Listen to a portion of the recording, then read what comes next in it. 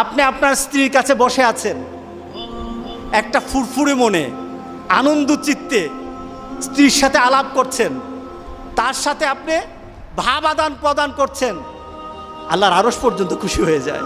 সুবহানাল্লাহ, আল্লাহর আরশ পর্যন্ত খুশি হয়ে যায়। যতক্ষণ পর্যন্ত আপনি এইভাবে আপনার স্ত্রীর সাথে কথা বলতে থাকেন, স্ত্রীর কাছে বসা থাকেন, আপনার আমলনামার মধ্যে সওয়াব লিখতে থাকে।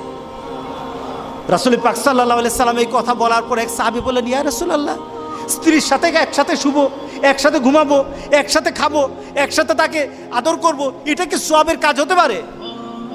রাসূল পাক সাল্লাল্লাহু আলাইহি সাল্লাম বললেন, আচ্ছা তোমার স্ত্রীকে না নিয়ে তুমি যদি আরেকজন স্ত্রীর কাছে বসে থাকো, আছে কি না? আছে কি না? মজাই লাগে, উনিও খাইবেন, রেডি থাকেন।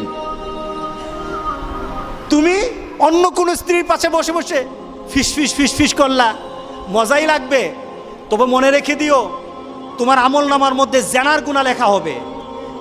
তুমি যতক্ষণ তোমার স্ত্রীর কাছে বসা থাকবে, জান্নাতের দরজাগুলি তোমার জন্য খোলা আরম্ভ হয়ে যাবে।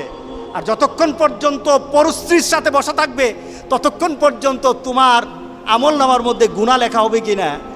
সাহাবাই কেরাম বলেন, ইয়া রাসূলুল্লাহ, অন্য স্ত্রীর সাথে বসলে তো গুনাহ তো হবেই, তাহলে তার উল্টাটা তোমার হালাল বউর সাথে বসলে, তোমার হালাল যাকে হালাল করেছো তার সাথে বসলে সওয়াব হয়ে যাবে। সুবহানাল্লাহ, সুবহানাল্লাহ।